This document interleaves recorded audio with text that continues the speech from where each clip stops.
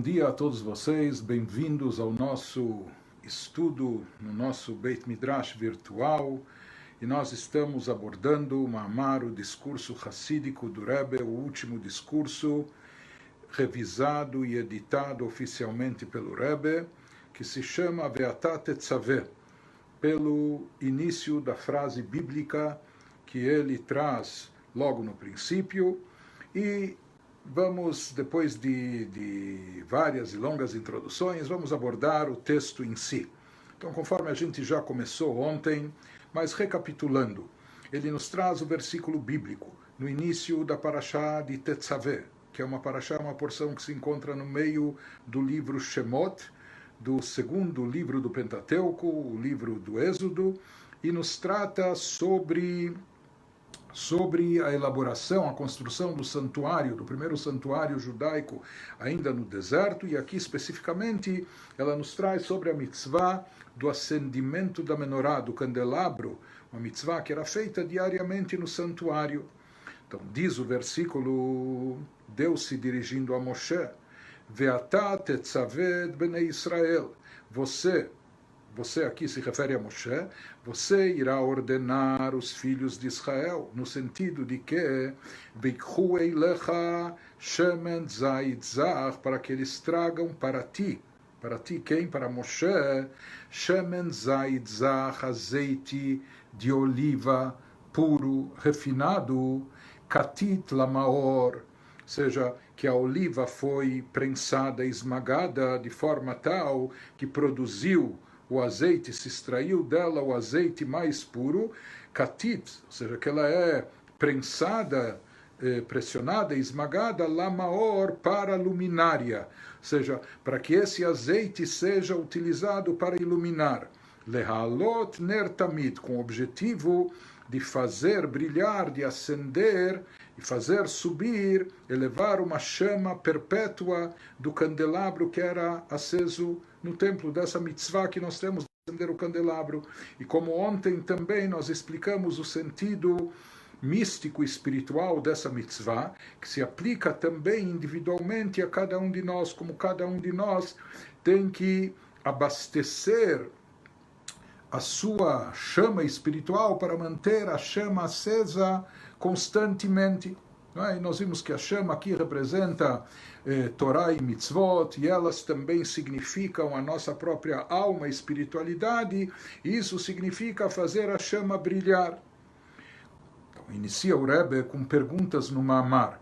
Em geral, nos discursos hassídicos, esse é o estilo, que no início se trazem perguntas, e às vezes várias perguntas,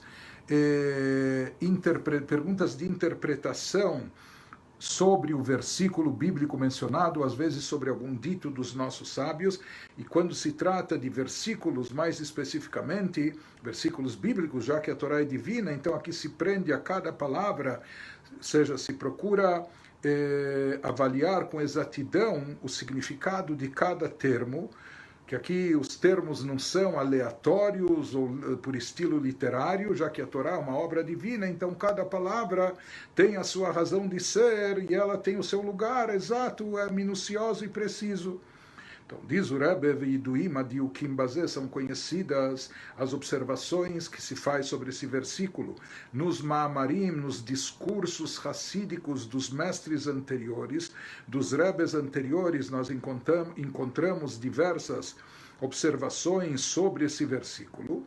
Então, em primeiro lugar, o Rebbe nos traz, o Rebbe aqui vai de início, de imediato, já trazer 5 questões ou perguntas sobre esse versículo. Então, número 1, em todas as ordens divinas para o povo de Israel que constam e aparecem na Torá, Neemar foi dito, Tzaved bnei Israel, a expressão que se utiliza é parecida, semelhante, porém diferente e distinta. Sempre é dito, Moshe, Deus se dirige a Moshe, falando para ele, Tzaved bnei Israel, ordene o povo de Israel a respeito de mitzvah tal e tal. Bekayotze bazeu, algo semelhante. Deus se dirige a Moshe, inúmeras vezes está escrito na Torá, Vaidaber Hashem el Moshe lemor, falou Deus para Moshe, dizendo, Daber el bnei Israel ve'amarta aleihem, dirija-se ao povo de Israel, fale para o povo de Israel, dizendo a eles tal e tal, para fazer tal e tal mitzvah.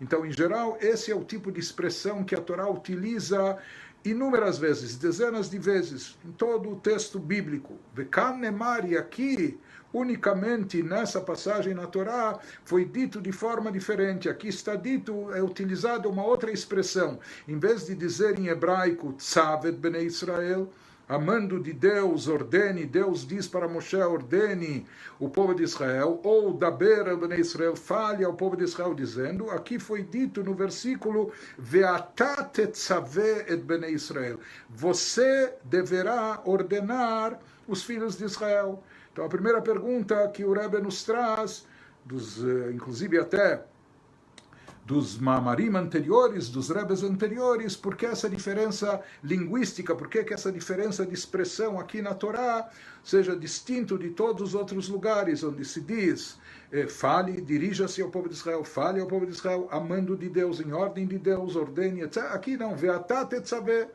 você irá ordenar o povo de Israel.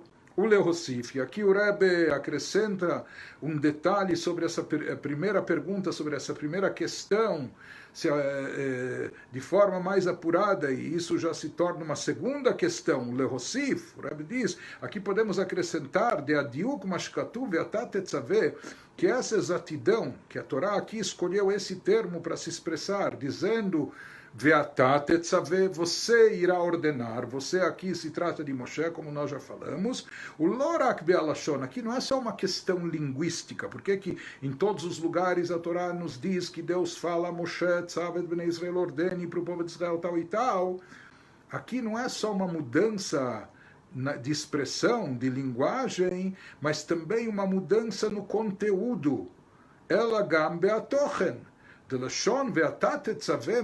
porque essa expressão que a Torá utiliza aqui sobre o acendimento da menorá, do candelabro sagrado, do templo, quando a Torá nos diz que Deus se dirige a Moshe, enfatizando a ele, você irá ordenar,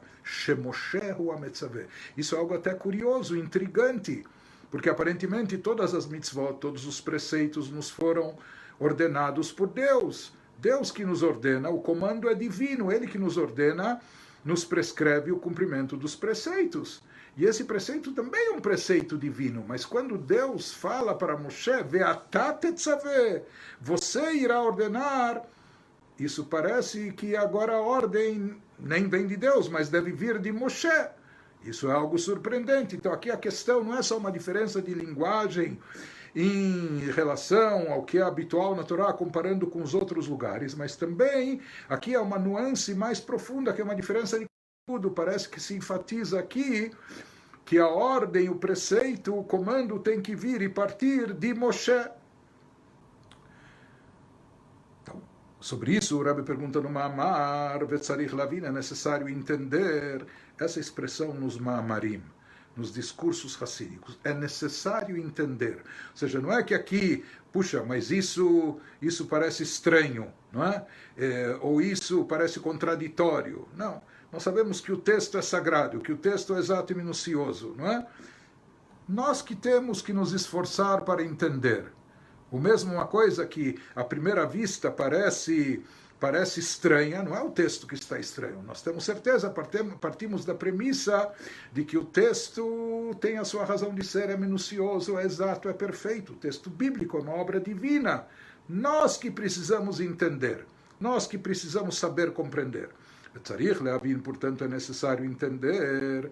Hare Moshe o Ashaliach limsor leIsrael et zivui HaKadosh Baruch Hu. Aqui, como em todo lugar na Torá, Moshe, ele faz o papel, ele desempenha o papel de emissário. Ele é um emissário para transmitir, ou retransmitir para Israel as ordens divinas, ou seja, que a ordem é de Deus.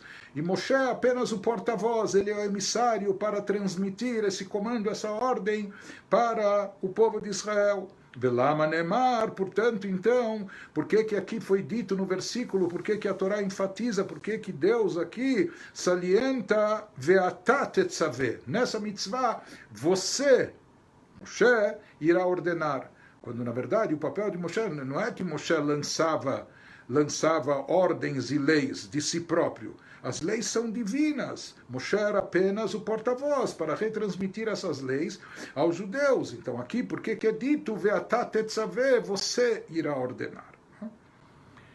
Essa é a segunda questão, se aprofundando, parecida com a primeira. A primeira enfatiza mais a mudança, a nuance linguística, e essa do conteúdo. Prossegue o Rabbeinu Maamar e pergunta, número 3, Gam tzarich lavin, também é necessário entender, Mashekatuv veikhu eilecha, o que o versículo nos diz, diga, ordene aos filhos de Israel para que eles tragam a ti, tragam para você quem? Para Moshe, o que? O azeite de oliva puro para o acendimento da menorá, do candelabro. Porém, na prática, quem cuidava dessa mitzvah do acendimento da menorá no templo? Efetivamente, sabe quem cuidava? O Cohen Gadol, o sumo sacerdote. No caso, na época de Moshe, quem era o sumo sacerdote? Não era Moshe, era o seu irmão Aharon. Então aqui pergunta o Rabbeinu Maamar, é necessário entender por que o versículo diz para trazerem o azeite de oliva, que era a matéria-prima com que se acendia a menorá. Por que trazer isso para Moshe? Por que encaminhar e trazer isso para Moshe? Veikhu eilecha, que eles peguem o azeite e tragam para você. Sheaviu Hashem leMoshe eilecha. Delichorá, aparentemente, kevan shehalat anerot, já que o preparo do acendimento das velas, a mitzvah de cuidar do acendimento da menorá, era de incumbência do Cohen, kevan shehalat anerot haita de Aharon, e o Cohen Gadol aqui era Aharon, o irmão mais velho de Moshe, lama utzrach leavi et hashemen le Moshe. Por que aqui era necessário, conforme a prescrição do versículo bíblico, trazer o azeite de oliva para Moshe? Por que Deus não falou? Se aqui Deus quer que acendam a menorá com azeite de oliva puro, etc., então levem já o azeite para aquele que é o encarregado, responsável pelo acendimento. Quem é? Aharon, que ele era o Cohen Gadol. Arão era o sumo sacerdote. E por que então aqui a Torá diz para trazer o azeite de oliva para Moshe, mesmo que depois Moshe encaminhasse e entregasse isso para Aharon, para que ele cuidasse do acendimento, mas então por que a Torá já não falou diretamente para levar e trazer o azeite para Aharon? Por que a Torá nos diz para trazer isso para Moshe? Essa foi a terceira pergunta. A quarta pergunta que é sugerida no início do Maamar, Gam tzarich leavin, também é necessário entender Mashkatuv, o que está escrito na sequência do versículo. O versículo diz para se trazer azeite de oliva puro, refinado, shemen katit lamaor. E como se extrai esse azeite de oliva puro? Prensando a oliva, prensando a azeitona, pressionando-a, esmagando-a. E como a gente falou, que para a menorá só servia a primeira gota que foi extraída da oliva, só ela servia para o acendimento da menorá. Né? Então, por isso significa katit em hebraico, prensado, esmagado, pressionado, etc., se referindo à oliva, ao processo de extração do óleo, do azeite dela. Né? Ele diz que a finalidade disso era katit, era prensado lamaor para a luminária. Maor em hebraico significa a fonte de luz. Or significa luz, e a fonte da luz é o Maor. Por exemplo, em hebraico, os astros, Sol, a Lua, etc., que são uma fonte de luz, são chamados de Maor. A Maor Agadol, a Maor Akatan, o grande astro, que é o Sol, o astro pequeno, menor, que é a Lua. Mas, de qualquer forma, há uma distinção entre Or, luz, e Maor, que é a fonte da luz, vamos dizer que é a luminária, né? Que irradia a luz, que emite a luz. Então pergunta aqui o Rabbeinu Maamar, aparentemente, se a gente diz, se aqui o versículo quer nos falar qual era a finalidade de se trazer esse azeite de oliva, que era para se acender a menorá, o candelabro sagrado, com o objetivo de quê? De iluminar. Acender para que houvesse luz lá no santuário, com tudo que representa e significa essa luz e o seu efeito espiritual e até transcendental, etc. Mas se a finalidade é lehair, é iluminar, então aparentemente o versículo devia dizer: tragam shemen zait zach, azeite de oliva puro, katit, que foi esmagado, prensado, lehair, para iluminar. Por que o versículo fala diferente? Por que o versículo diz azeite de oliva puro, que foi prensado, esmagado, etc., lamaor, para a luminária. Ele não fala para produzir luz, para iluminar, ele fala não, para a própria luminária, para a fonte da luz. Também é necessário entender o porquê dessa expressão e o que ela significa, o que ela vem nos dizer. Em quinto lugar, finalmente, ele nos fala, Gam tzarich leavin, também é necessário entender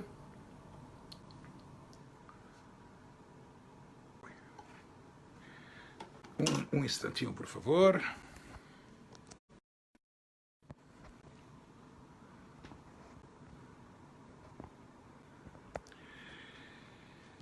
Ele nos fala também que é necessário entender Gam tzarich leavin, de Pasuk que no versículo seguinte, no versículo subsequente que fala do acendimento da menorá, ele nos diz, na frase seguinte, Neemar me'erev ad boker, que a menorá era para permanecer acesa, o candelabro sagrado era para permanecer aceso no templo, do entardecer até o amanhecer, final da tarde até a manhã seguinte.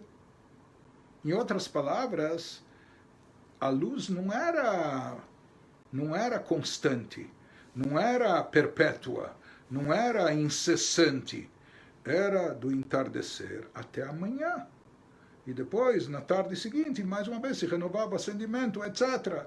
Mas se é assim, Bekan Neemar, por que no primeiro versículo a expressão que consta é Lehaalot Ner Tamid? Ou seja, que isso se acende a menorá com o objetivo de fazer acender uma chama perpétua. Ner Tamid.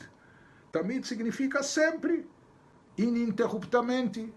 Por isso, até em lembrança a isso, as sinagogas hoje em dia, que são consideradas o Migdash Me'at, um mini santuário, um pequeno santuário, em muitas sinagogas, na frente do Aron HaKodesh, da Arca Sagrada, alguns costumam colocar lá um Ner Tamid, uma vela perpétua, uma chama perpétua.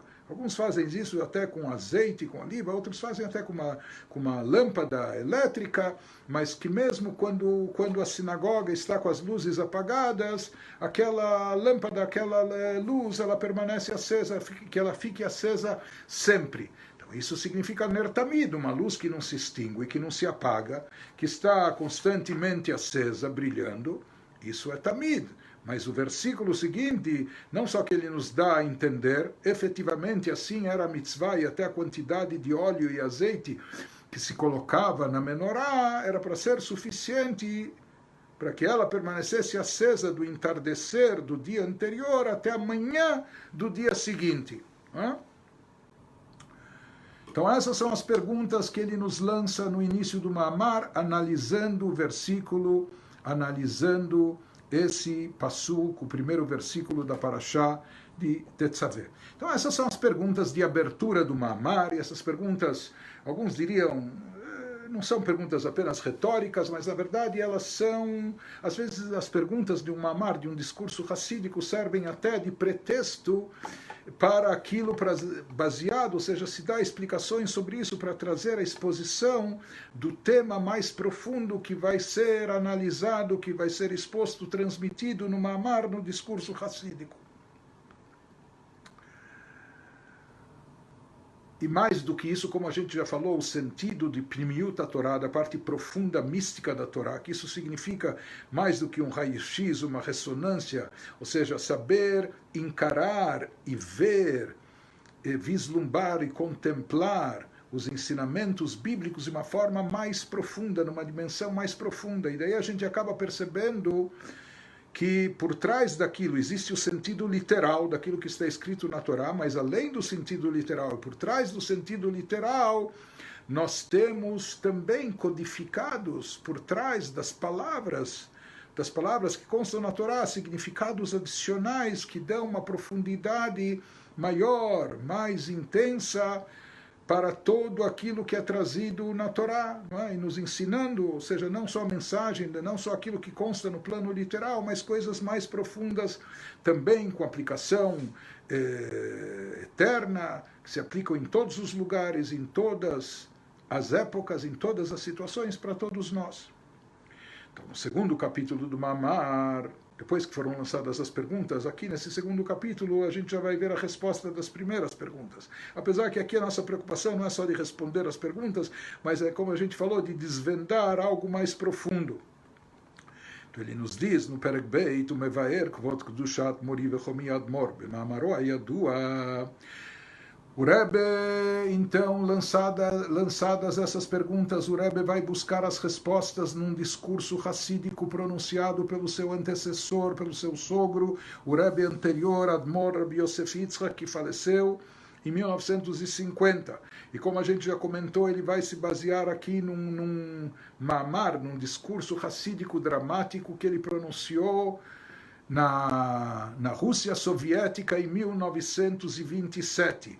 E naquele mesmo ano depois, inclusive esse mamar foi pronunciado em Moscou, como a gente já enfatizou, sob a presença de agentes infiltrados da KGB e da Ivesketia, que era a polícia secreta judaica comunista, etc., que eles estavam visando o Rebbe anterior e perseguindo-o como contra-revolucionário, etc. E isso acabou gerando, alguns meses depois, a prisão do Rebbe anterior e quase condenação à morte. Ele só não foi condenado à morte porque houve uma pressão internacional muito forte sobre a União Soviética, e no final ele acabou sendo exilado, banido, assim como as pessoas prisioneiros eram mandados para a Sibéria, ele também foi mandado, queriam mandá-lo no início por 10 anos, depois diminuíram para 3 anos, mas no final continuou a pressão internacional, ele acabou sendo liberado também do exílio, mas na condição que ele saísse da União Soviética, o que ele foi obrigado a fazer alguns poucos meses depois. Mas, de qualquer maneira, o nosso Rebbe vai se basear aqui nesse mamar, nesse discurso, buscando as respostas, e para se aprofundar no assunto, na temática, ele vai se basear nesse discurso racídico pronunciado pelo seu sogro, e o nosso Rebbe vai dar uma visão mais profunda sobre os ensinamentos daquele mamar, mas ele vai ser preciso e minucioso. O Rebbe vai se prender aqui a analisar não só os ensinamentos que o Rebbe anterior trouxe naquele discurso, mas até a sequência da sua exposição. Por que ele explicou primeiro isso e depois aquilo, que o Rebbe vai ser preciso dizendo que se o Rebbe anterior falou primeiro isso e depois aquilo, e só depois trouxe também aquilo, essa sequência tem uma razão de ser, e disso o Rebbe vai derivar ensinamentos muito importantes. Então, aqui ele nos diz, que nos explica o Rebbe anterior, naquele discurso racídico famoso, dramático, que ele pronunciou em Moscou, em 1927, de Buramatchil, que ele se inicia com um versículo de Megilat Esther, Vekibel HaYehudim, do livro de Esther, Shenemar Bepurim Katan, Tafreish Pezain. E como a gente falou, que esse mamar, esse discurso racídico do Rebbe anterior foi pronunciado no chamado Pequeno Purim. Naquele ano tinha 13 meses, então isso foi dito na data de Purim Katan, ou seja, 14, 15 de Adar 1. E esse mamar nosso do Rebbe que nós estamos estudando, ele também foi dito e pronunciado nesta mesma data. Por isso ele se baseia num discurso racídico do seu antecessor, que foi dito nesse dia. E aqui vem a primeira revelação, de Tzivui Utzavta Vechibur. Ou seja, aqui vem o primeiro conceito da parte profunda da Torá, que nos diz Ve'ata tetzaveh, traduzindo ao pé da letra e no seu sentido literal, o que significa você, e quem é você aqui é Moshe, você irá ordenar os filhos de Israel, você transmitirá a eles essa ordem divina de acendimento da Menorá. Porém, vem o lado mais profundo da Torá, conforme conforme explicado na Hassidut em diversas obras, que a palavra tetzaveh, a raiz da palavra etimológica da palavra tetzaveh, tetzaveh em hebraico significa ordenar, mas no aramaico, que o aramaico também é um idioma sagrado dentro do judaísmo, por mais que é um jargão do hebraico que se desenvolveu na Babilônia, durante os séculos que os judeus estavam exilados na Babilônia, mas já que boa parte da literatura sagrada judaica foi escrita em aramaico, assim como a Guemará, o Talmud, o próprio Zohar, estão escritos em aramaico, por isso o aramaico também tem uma característica próxima de Lashon HaKodesh, de um idioma sagrado. Se ele não era sagrado originalmente, ele se santificou através disso, que obras tão importantes judaicas foram ditas, transcritas, escritas e depois publicadas em aramaico. Em aramaico, tzavta, tetzaveh, a raiz de tzavta significa também unir e vincular. Ou seja, não apenas ordenar, como em hebraico, ve'ata tetzaveh, mas tetzaveh, o tzavta vechibur, significa unificar, vincular, conectar. Então isso já nos dá... Ou seja, aqui nós temos um sentido adicional, uma interpretação a mais do versículo, um sentido adicional, ou seja, que aqui, além do sentido literal que Deus está falando para Moshe, você irá ordenar a mitzvah do acendimento do candelabro sagrado para os filhos de Israel no templo, aqui vem um sentido mais profundo adicional e nos diz, sabe o que significa ve'ata tetzaveh, Deus falando para Moshe, não só você irá ordenar, você irá conectar, você irá vincular os filhos de Israel. O que isso significa? Vezeu ve'ata tetzaveh bnei Israel, shemoshe hu mekasher hu mechaber et bnei Israel imor ein sof. Isso significa que Moshe, ele tem o poder, ele tem a capacidade, ele tem a missão de unificar e vincular, de conectar os filhos de Israel com a luz infinita, ou seja, com a divindade, com a essência de Deus. Em outras palavras, o sentido mais profundo desse versículo, do início dele, o que significa ve'ata tetzaveh bnei Israel? Você, Moshe, irá conectar e vincular os filhos de Israel com a divindade, com a própria divindade, com a essência de Deus, com a luz infinita de Deus. Esse é o papel de Moshe, essa é a função do líder espiritual judaico, do grande líder. E através disso que Moshe transmite a sua influência para o povo de Israel. Ou seja, ele transmite em espiritualidade, ele guia e orienta os filhos de Israel, ele ilumina as suas vidas com conteúdo elevado de espiritualidade, etc. E com isso ele os vincula à divindade, ele os inspira, ele os motiva, ele os orienta, etc. Shemekasher otam imor ein sof, e através disso ele consegue vinculá-los e conectá-los com o infinito, com Deus que é infinito e ilimitado, com a essência divina. No final das contas, não só os filhos de Israel saem beneficiados disso, ou seja, algo que talvez nós, pessoas medíocres sozinhas, não conseguiríamos obter, algo que talvez espiritualmente está acima da nossa capacidade e habilidade, mas através de Moshe, através do grande tzadik, através desse líder espiritual, com essa grande capacidade, com essa grandeza espiritual que ele possui, ele consegue nos conectar à própria essência de Deus. Porém, não somos apenas nós que saímos beneficiados desse processo. Na realidade, através disso, se produz e se realiza aqui, se obtém uma vantagem, um acréscimo, algo superior para o próprio Moshe. Ou seja, Moshe também é beneficiado, uma vez que ele é ele aqui atua como esse intermediário, ou seja, ele nos propiciou essa elevação, essa conexão com Deus, com o infinito, com o ilimitado, etc. No final, Moshe também se beneficia disso, ele também é recompensado. Isso acrescenta, ou seja, Moshe, para conseguir produzir esse vínculo nosso, de todo o povo, mesmo das pessoas mais simplórias, com a essência divina, ele precisa ter uma capacidade exuberante, ele é uma pessoa muito elevada, porém, mesmo que ele já era uma pessoa elevada, ele se torna mais elevado ainda. Através disso, que ele nos vincula e nos conecta a Deus, a essência divina, isso acrescenta para o próprio Moshe em espiritualidade. Isso traz benefícios espirituais, elevações para o próprio Moshe, para o próprio líder.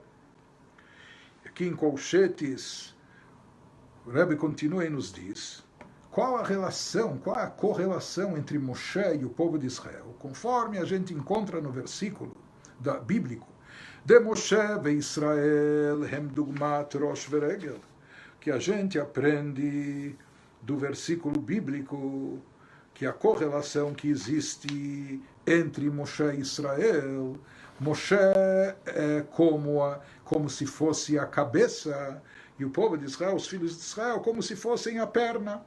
É sabido até que em termos espirituais, assim é trazido nos escritos do Arizal, cabalista Rabbi Yitzhak Luria, etc., ele fala que existem almas são essências espirituais, abstratas, mas existe algo associado ao corpo nas almas. Ou seja, existem almas que estão numa certa categoria, que no corpo geral das almas, por assim dizer, isso é uma metáfora, mas por assim chamar, nós diríamos que essas almas são cabeça. Essas almas pertencem à cabeça desse grande corpo. As almas estão unificadas, não é? Mas assim como a cabeça dirige, conduz todos os órgãos, dá comandos e rege o movimento, o funcionamento de todos os órgãos do corpo, existem almas também que elas impactam, influenciam todas as outras almas. Existem almas que são equiparadas aos braços do corpo, que elas talvez não tenham a capacidade da cabeça que contém o cérebro, etc., mas elas têm um poder de ação, de atuação muito grande.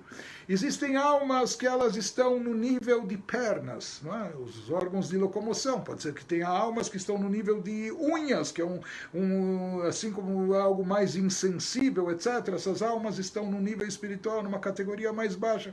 Mas sim, é trazido, elaborado na Kabbalah, que existem almas em todos esses níveis e que metaforicamente elas são chamadas almas cabeça. Inclusive assim é trazido que como existem Rashei Bnei Israel, aqueles que são cabeças do povo de Israel, né? Ou seja, que são os líderes, são chamados de cabeça do povo de Israel. Então, almas que têm a característica, assim como na cabeça se encontram 4 dos 5 sentidos, não é? A visão, a audição, o olfato, o paladar, não é? O tato se encontra por todo o corpo, mas a maioria dos sentidos se encontra na cabeça. Além disso, o cérebro está na cabeça. E através do cérebro, do sistema nervoso, se rege todos os movimentos do corpo, etc. Então, disso a gente pode, isso é uma metáfora para entender, em analogia, comparando a grandeza daquelas almas que são chamadas cabeças do povo de Israel, em relação às outras almas que, na maioria, são chamadas pernas. Não é? Então, assim, existe essa grande diferença entre a cabeça, o que está na cabeça, e o que está nas pernas. Então, essa é a correlação. Se diz, Moshe representa Rosh Bnei Israel, cabeça do povo de Israel, enquanto que os filhos de Israel, de forma geral, eles representam como as pernas do povo de Israel. Como Katuv, conforme está escrito num versículo, nós lemos há pouco na Parashat Be'alotcha, isso seria no livro de Números 11, 21,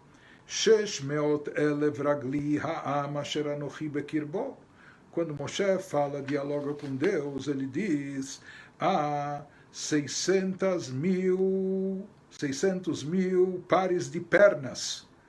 Esse povo que eu me encontro dentro deles. Havia uma reivindicação, uma contestação por parte dos judeus, etc. E Moshe não sabe exatamente como atuar, ele se dirige a Deus, mas ele usa essa expressão. O que eu vou fazer com toda essa gente? Como eu vou atuar com eles? Como eu vou resolver o problema deles? Conforme aqui na tradução, 600 mil pessoas a pé são as pessoas em cujo meio eu estou. Então, com certeza aqui a Torá não quer nos dizer que eles caminhavam a pé no deserto, e não montados em burros ou camelos ou outro meio de transporte. O que significa essa expressão que Moshe utiliza? 600 mil, era o número de homens adultos naquela época. Ragli, a pé, pernas, Ha'am, desse povo, Asher Anochi Bekirbo, que eu estou dentro deles, entre eles, com a incumbência e a missão de guiá-los. Então, de acordo com as interpretações mais profundas da Torá, por que ele usa aqui essa expressão, 600 mil pernas, para nos dizer que isso aqui vem simbolizar Dechol Israel Hemaraglaim de Moshe, que na realidade todo o povo de Israel atuava como os órgãos de locomoção, como as pernas de Moshe. Enquanto que Moshe, o Arosh Shelahem, já o papel de Moshe era de ser a cabeça deles. Todo o povo eram as pernas, né? E Moshe tinha o papel de ser cabeça, ou seja, a perna não sai andando sozinha, e até para saber para onde andar, para onde caminhar, que direção tomar e que passos fazer, etc. Então, para tomar as decisões certas é necessário obedecer o que a cabeça diz. Então, o papel de Moshe aqui era ser e atuar como cabeça do povo. E não só, isso não é só uma metáfora de divisão, de hierarquia, de poderes. Moshe era a cabeça e o povo eram pernas, mas também espiritualmente falando, numa hierarquia espiritual, a capacidade presente da alma de Moshe era equiparada à cabeça, enquanto que todo o povo de Israel eram como as pernas. Não é? Isso que explica o versículo, assim ele elabora no Mamar e nos diz, a priori, então existe uma clara diferença entre cabeça e pernas e uma clara vantagem para a cabeça sobre as pernas. Porém, a cabeça, com toda a sua grandiosidade, com o cérebro que ela tem, e com todos os sentidos, e com todos os poderes, etc., se não haver pernas, mesmo que a cabeça tenha ideias maravilhosas, planos muito eficazes e assim por diante, mas se não houver pernas para conduzir a pessoa para aquele objetivo, para o lugar onde ela quer chegar, onde ela deve chegar, então de nada adianta todos os pensamentos, todos os planejamentos, todas as ideias, toda a inteligência, se não houver pernas para levá-los para lá. A gente vê que pode haver uma grande vantagem da cabeça, na capacidade presente na cabeça sobre ou em relação à das pernas, porém também existe uma vantagem nas pernas sobre a própria cabeça, que são as pernas que conduzem a pessoa e a própria cabeça para onde ela quer chegar, e sem as pernas ela não chegará lá. Isso que ele nos diz agora no Ma'amar, no texto do discurso hassídico. O Kmoshe Ba'adam haraglaim molichim et harosh lemakom she'harosh mitzad atzmo eino yachol leagia lesham. Assim como fisicamente numa pessoa, as pernas são aquelas que conduzem a cabeça para um lugar onde sozinha a cabeça por si só não conseguiria chegar lá. Se não fosse as pernas, sem as pernas, a cabeça pode saber que lá se encontra um grande tesouro, ou que lá se encontra algo vital para ela, etc. Mas se não tiver pernas para chegar lá, ela não vai conseguir. Então, da mesma maneira, ele nos diz que na correlação espiritual entre Moshe e os filhos de Israel, existe esse grande impacto, efeito positivo que Moshe traz para todo o povo, guiando-os, iluminando-os, inspirando-os, etc. Mas no final das contas, como o povo também acaba retribuindo a Moshe. Ou seja, Moshe acaba também recebendo, por mais que ele é cabeça em termos espirituais, mas ele acaba recebendo influência das pernas também. Isso acaba acrescentando para ele, beneficiando, elevando de sobremaneira. Como ocorre no Moshe e Israel, o mesmo ocorre na relação entre Moshe e Israel e os filhos de Israel. Shalidei Israel, através de Israel, mesmo que Israel espiritualmente, Araglaim de Moshe, eles representam apenas, por assim dizer, as pernas, os membros inferiores, as pernas de Moshe, mas mesmo assim, através de Israel, Mitvasef Ilui be Moshe, se acrescenta elevação, aumenta a altura espiritual do próprio Moshe através das pernas, através dos filhos de Israel, mesmo os Yehudim mais simplórios, aqueles que são, por assim dizer, pernas, membros inferiores, eles conseguem trazer uma elevação, levar o próprio Moshe a um nível espiritual, uma altura espiritual que sozinho, sem essas pernas, ele não conseguiria alcançar, não conseguiria atingir. Dezeu Mashkatuv, esse é o significado do que está escrito nesse versículo que a gente mencionou, 600,000 ragli, 600 mil pernas, Ha'am, presentes no povo, Asher Anochi Bekirbo, que eu, Moshe, estou dentro dele. Porém, aqui há uma interpretação mais profunda que se diz Shaledei raglei ha'am nimshach hagilui de anochi bekirbo shel Moshe. Justamente através dessas pernas, desses Yehudim simplórios, desse povão, dessas pessoas com baixo calibre espiritual, por assim dizer, não é? Pessoas, órgãos inferiores, mas justamente através delas Moshe obtém uma revelação divina maior. Isso significa que Anochi Bekirbo, não só as 600 mil pessoas, ou pernas do povo, que eu me encontro dentro deles, mas também a palavra aqui, o termo, a gente já mencionou isso antes, Anochi, eu. Porém, nessa terminologia, Anochi, lembrem-se o que a gente falou, que Anochi é a primeira palavra dos 10 mandamentos, e essa palavra que denota a essência de Deus, Anochi, Hashem Elokecha, quando Deus se apresenta ao povo de Israel, alguns dizem que dessa frase a gente aprende e deriva até a mitzvah de fé, de crença em Deus, eu sou Deus, teu Deus, que te tirou do Egito, etc. Mas de qualquer forma, Deus se apresenta aqui, abre os 10 mandamentos com esse termo, com essa palavra, Anochi, eu. E o eu aqui se refere a que e a quem? A essência divina. E conforme a gente explicou, eu sou Deus, teu Deus, Anochi. Depois do eu consta o tetragrama e depois o nome Eloquim, formulado como Eloquecha, Eloquim Shelcha, o teu Deus. Mas se fala que o eu está acima do tetragrama e acima do Eloquim.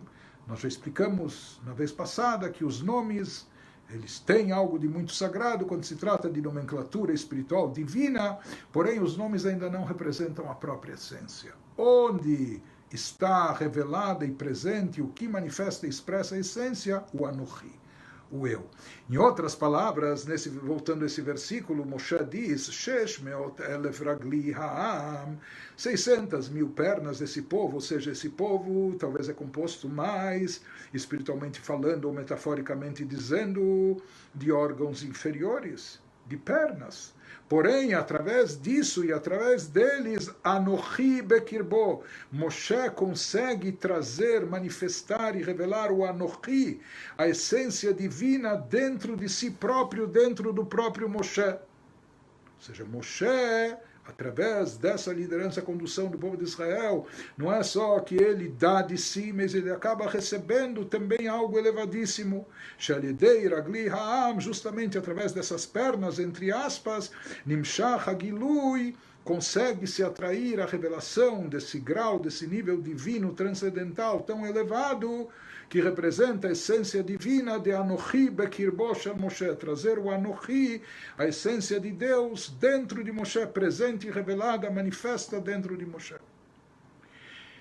E com isso nós entendemos, Vezeu ve'ata tetzaved bnei Israel, isso significa o versículo. Você, de acordo com a interpretação mais profunda mística, não é? Zeu ve'ata tetzaveh bnei Israel, Moshe, você não só irá ordenar os filhos de Israel, você irá conectá-los e vinculá-los a Deus. Você, Moshe, tem essa incumbência, essa missão sagrada de unificar os filhos de Israel com a essência divina.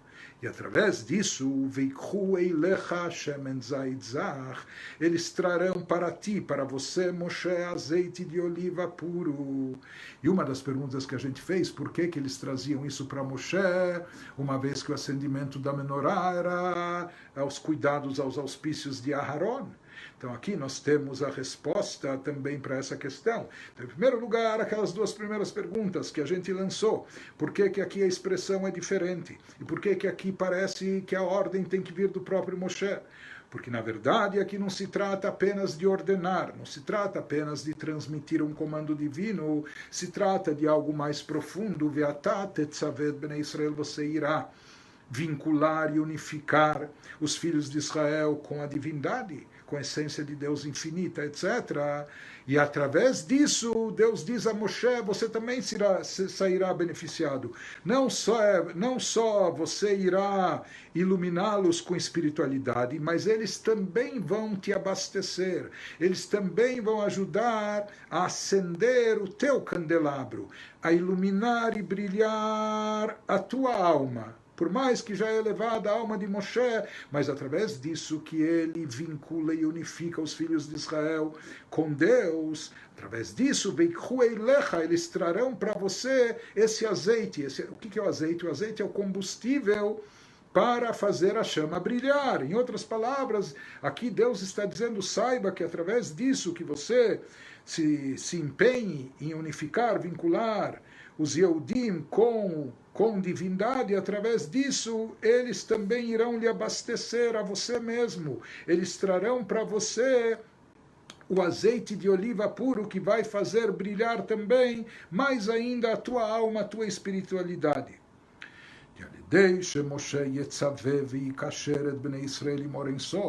Através disso que Moshe irá unificar e vincular os filhos de Israel com a luz infinita, com a divindade, com a essência de Deus. Através disso também, Yaviu bnei Israel shemen zait le Moshe. Os filhos de Israel, por mais que são almas bem menores, bem menos capacitadas, pernas, membros inferiores, mesmo assim eles conseguirão, eles trarão através disso esse azeite puro, ou seja, essa espiritualidade especial que vai fazer brilhar mais ainda a alma de Moshe. Veikhu eilecha, por isso eles trarão para ti, já que você, Moshe, está desempenhando, encabeçando esse processo, desempenhando essa liderança espiritual, você está vinculando, conseguindo conectar as criaturas com o Criador infinito, ilimitado, então isso também vai abastecer, esse azeite puro, essa fonte de luminosidade vai ser trazida para você, isso vai encandecer dentro de você a tua própria chama também. Sheosifu tosfot or be Moshe, por mais que Moshe já era uma pessoa iluminada, e por isso ele tinha essa capacidade, essa habilidade de vincular e unificar mesmo as pessoas mais simples, as almas mais baixas, com o Criador infinito, mas através disso o próprio Moshe também acaba tendo uma grande elevação, acaba havendo um acréscimo de espiritualidade muito grande, um acréscimo de luz espiritual no próprio Moshe, para o próprio Moshe. Aqui se conclui o segundo capítulo. Então, nesse segundo capítulo, nós respondemos, me parece, as três primeiras perguntas que tinham sido lançadas. Por que aqui a expressão é diferente? Ve'ata tetzaveh, e não vetzav. Por que o conteúdo ve'ata, você irá ordenar? Porque aqui não se trata só de ordenar, mas de conectar. E por que o azeite era trazido para Moshe? Que isso vem dizer que, em termos espirituais, Moshe, desempenhando esse trabalho espiritual, essa missão sagrada de unificar, conectar as pessoas com Deus, com o Criador, com isso ele próprio sai beneficiado com um acréscimo de luz espiritual que é trazida para ele. Prossegue o Rebbe no terceiro capítulo do Mahamar. E aqui o Rebbe prossegue também, ou seja, as respostas que o Rebbe trouxe estão baseadas no Mamar, no discurso hassídico do Rebbe anterior. E ele prossegue aqui mencionando, trazendo fontes daquele mesmo discurso do Rebbe anterior. O Levaer Zé, para entender, explicar isso melhor, para se aprofundar mais nisso, Magdim Be'amamar, antes de trazer as explicações que nós mencionamos no capítulo anterior, o Rebbe anterior, antes disso, ele trouxe uma introdução no seu Mamar, no Mamar do Rebbe anterior. E naquela introdução, diz o Admor Rabbi Yosef Yitzchak, o sogro do nosso Rebbe, Shemoshe Rabbeinu Nikra Raya Mehemna. É sabido que na Kabbalah, no Zohar, Moshe Rabbeinu é chamado de Raya Mehemna, que significa literalmente o pastor fiel. Pastor fiel. Inclusive, há midrashim muito bonitos falando sobre isso, de onde vem essa expressão de pastor, pastor fiel.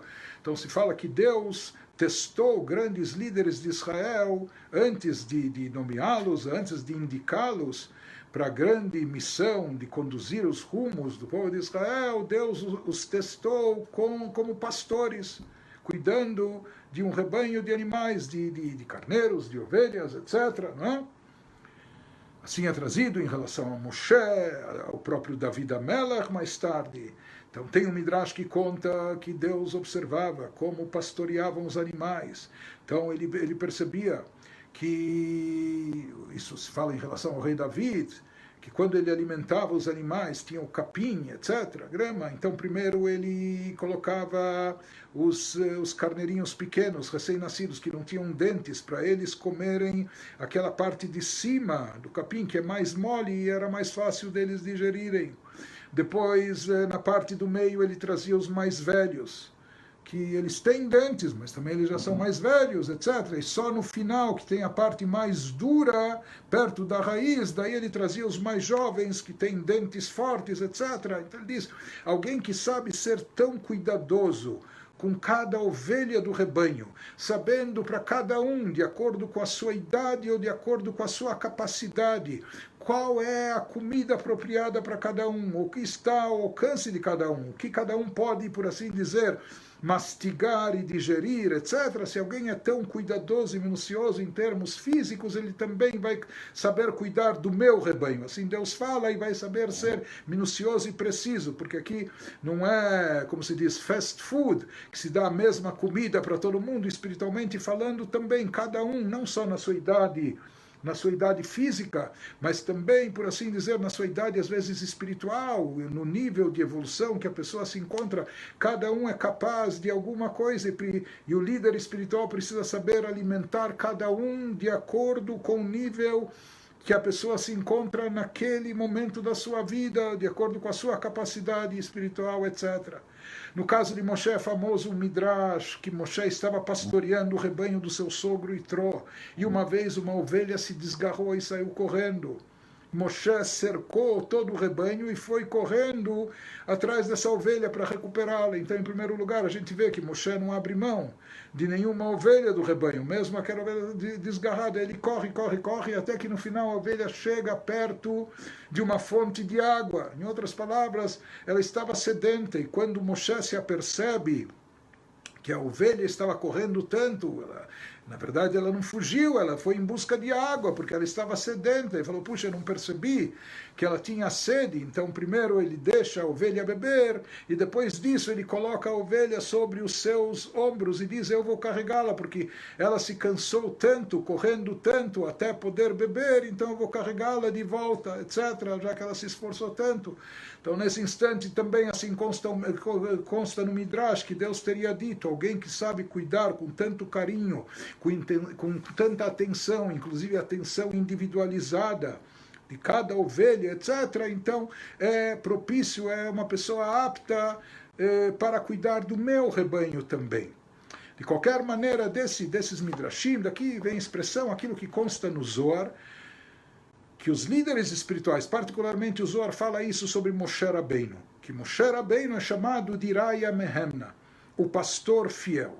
Isso traduzindo literalmente. Porém, aqui no Mamar, o Rebbe mencionando o Mamar do Rebbe anterior, se fala de Shnei Pirushim Bazé. Na verdade, há duas explicações, dois significados por trás dessa expressão, pastor fiel. Uma explicação é a de sentido literal que a gente mencionou, Sheur Oeneman Shel Israel.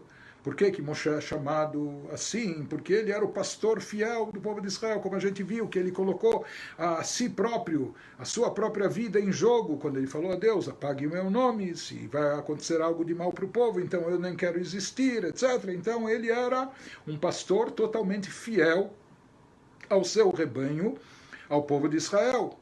Porém, existe uma outra explicação que diz o que significa Raya Mehemna, não só pastor fiel, mas o pastor da fé. O pastor da fé, o que significa? Sheuzanu mefarneset Israel beinyan emuná. Ele é aquele que pastoreia, ele é aquele que alimenta e nutre a fé no seu rebanho. Quem é o seu rebanho? Quem é o rebanho de Moshe Rabbeinu? São os filhos de Israel. E por que Moshe é chamado de pastor da fé? Porque ele alimenta, ele nutre, ele abastece a fé de Bnei Israel, dos filhos de Israel. Na verdade, sobre o povo de Israel está escrito que é algo que está no DNA, não só físico, mas espiritual das almas, que são Maminim, Bnei Maminim, são crentes, filhos de crentes. Ou seja, o povo de Israel, por natureza, tem uma fé latente, tem uma fé intrínseca, própria dentro de si, faz parte da sua essência, querendo ou não querendo, sabendo ou não sabendo, ciente ou não. Isso é algo marcante que está presente e ainda vem de herança de Abraham, Yitzhak, Jacob, dos patriarcas e mais. Então, de fato, já existe uma fé presente em todo Yehudi, em todo filho de Israel. Mas aqui tem um problema. Isso que ele nos fala no Mamar. Da emuná sheyeshna beIsrael mitzad atzmam, na realidade já existe uma fé intrínseca, uma fé própria presente dentro de Israel, dentro de cada um propriamente dito, por si só. Sheisrael hem maminim bnei maminim, como a gente falou que por natureza Yehudim são crentes, filhos, descendentes de pessoas que sempre acreditaram. Porém, o problema é efshar shetieh bibchinat makif. O problema é que essa fé pode permanecer somente de uma forma superficial. Tem fé, mas às vezes essa fé se encontra muito vaga, superficial, só num plano envolvente, etc. E por isso ela não impacta a pessoa nas suas ações, nas suas decisões, nas suas atitudes. Ele tem fé, mas essa fé não se traduz nos seus atos, na sua vida, no cotidiano, etc. E aí vem o papel e a função do líder de Moshe Rabbeinu, do pastor de fé, da fé.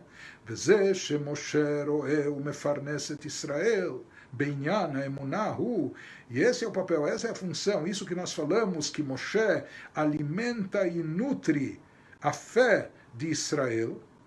O que significa? Não que eles não tenham fé, mas Moshe, ele, com o seu trabalho, com a sua influência, ele faz com que essa fé seja internalizada.